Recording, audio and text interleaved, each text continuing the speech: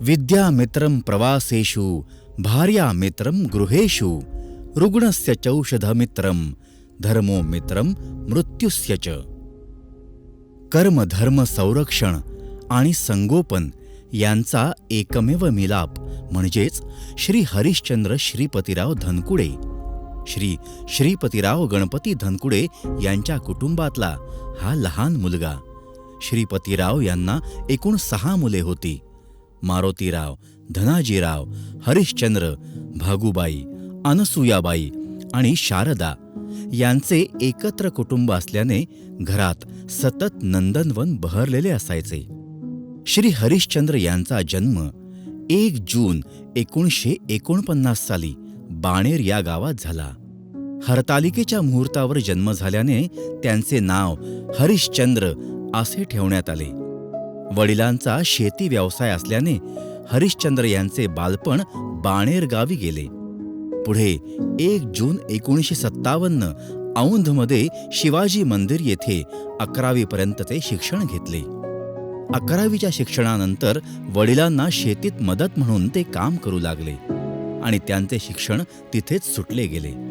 मोठे बंधू श्री मारोतीराव हे राजकीय क्षेत्रात होते आणि त्यांचे मधले बंधू श्री धनाजीराव यांनी उच्च शिक्षण घेऊन ते पुढे नोकरीला लागले. दोन्ही बंधू विभागले गेल्याने शेतीची सर्व धुरा हरिश्चंद्र यांच्या खांद्यावर आली. पण या गोष्टीला न घाबरता त्यांनी शेतीत पुढाकार घेतला आणि असेच दिवस जाऊ लागले. शेतीबरोबर ते ट्रकचा व्यवसायही करू लागले. कधी ड्रायव्हर नसेल तर ते स्वतः ट्रक चालवून कामे केली. याच काही दिवसात म्हणजेच 18 मे 1974ला सांगवी गावातून ताराचंद ढोरे पाटील यांची सुकन्या शकुंतला यांच्यासोबत विवाह ठरला आणि तो विवाह सोहळा आनंदात पारही पडला. या विवाहाला मध्यस्थी राहून ग्रामसेवक भाऊसाहेब शिरोळे यांनी हा शुभविवाहाचा सोहळा पूर्ण केला. विवाहानंतरचे पुढील दिवस सहसंगिनीसोबत शेतात काम करण्यातच जाऊ लागले. शेतीमध्ये फळ बागायती करून त्यांनी शेतीची सुंदरता फुलवली. या दिवसातही शकुंतला यांनी त्यांच्यासोबत खंबीर साथ दिली. शेतीसोबतच त्यांनी दुग्ध व्यवसाय सुरू केला आणि हा दुग्ध व्यवसाय शकुंतला स्वतः पाहत होत्या. हरिश्चंद्र यांची बहीण भागुबाई यांनी या काळात त्यांची खंबीर साथ दिली आणि त्याच काही दिवसात एक गोड बातमी त्यांच्या कानी आली. ती म्हणजेच 1976 साली त्यांच्या घरी एक गोड कन्या रत्नानी जन्म घेतला. हरिश्चंद्र आणि शकुंतला यांना लग्नाच्या 2 वर्षांनंतर पहिले मूल झाले होते. सुरेख आणि गोड असलेल्या या कन्या रत्नाचं नाव त्यांनी सुरेखा असं ठेवलं. या कन्या रत्नानंतर शकुंतलाबाईंना 6 मुली झाल्या.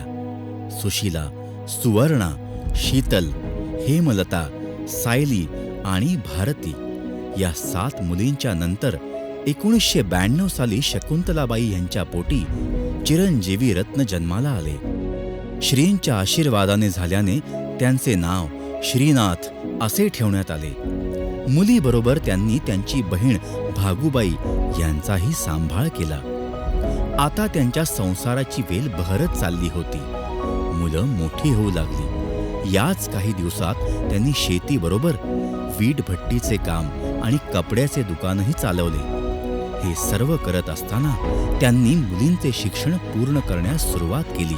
मुलींचे शिक्षण करत असताना हरिश्चंद्र यांनी नवी सांगवी येथे 2003 मध्ये दत्तकृपा नावाचे एक भव्य अपार्टमेंट बांधले. या अपार्टमेंटचे सुसज्ज बांधकाम केले. मुलींना उच्च शिक्षण देऊन त्यांच्यासाठी उच्च घरंदाज मुलंही पाहिली आणि त्यांच्यासोबत त्यांची लग्नही करून दिली. बांधकाम व्यवसायात काम करत असताना त्यांना त्यामध्ये यश मिळत गेले. त्या यशात शकुंतलाबाईंनी मोलाची साथ दिली. 2006 मध्ये या यशाची दुसरी पायरी ते चढले आणि भव्य दिव्य अशी मधुबन सोसायटीची त्यांनी निर्मिती केली. त्याचसोबत बाणेरमध्ये ओकुड सोसायटी अशी ही एक भव्य इमारत त्यांनी उभी केली. पुढे 2015 मध्ये ओरलिया सोसायटीचे काम हाती घेतले आणि त्याही सोसायटीची निर्मिती पूर्ण केली. अशा भव्य प्रकल्पानंतर त्यांनी जमीन खरेदी विक्रीचा व्यवसाय सुरू केला आणि या व्यवसायातही त्यांना भरभरून यश मिळाले. या यशानंतर त्यांनी 2016 मध्ये भव्य असे धनकुडे फार्म मंगल कार्यालय उभारले. या सर्व यशामध्ये त्यांच्या पत्नी शकुंतलाबाई खंबीरपणे त्यांच्या साथीला उभ्या होत्या. हा 75 वर्षांचा सहवास त्यांनी आनंदाने पार पाडला. जसे हरिश्चंद्र उर्फ अण्णा हे व्यवसायाची जबाबदारी पार पाडत होते, तसेच शकुंतलाबाई यांनी घराची व मुलांची सर्व जबाबदारी तेवढ्याच कुशलतेने पार पाडली. असेच त्यांना सर्व मुलींचे संगोपन करण्यात शकुंतलाबाई यांचा भाऊ भालचंद्र ढोरे व मंगल ढोरे यांनी मोलाची साथ दिली. हरिश्चंद्र धनकुडे यांच्या या प्रवासात वेळोवेळी त्यांचे सर्व जावई नातेवाईक यांनी भरभरून साथ दिली. हरिश्चंद्र धनकुडे यांना 15 नातवंडे आणि 1 पतवंड आहे. या सर्व यशात श्रीनाथनेही मोठी जबाबदारी सांभाळली. 2018 मध्ये श्रीनाथ आणि ऋतुजाचा शुभविवाह सोहळा पार पाडला. बराटे यांची सुकन्या धनकुडे यांची सून म्हणून घरात आली. या सोहळ्यानंतर आपल्या वडिलांना सहकार्य करत 2023 मध्ये सोनाई निवास या भव्य बंगल्याचे काम पूर्ण केले आणि आता ते या भव्य बंगल्यात सहकुटुंबासोबत स्थित आहेत. या सर्व मुलांना प्रेम आणि जिव्हाळा देत पुढील 50 वर्ष असाच प्रवास आनंदी आणि सुखसमृद्धीचा चालू राहावो हीच ईश्वर चरणी प्रार्थना. संन्यास कर्मयोगश्च निःश्रेयस्करावुभो तयोस्तु कर्मसन्न्यासात् कर्मयोगो विशिष्यते.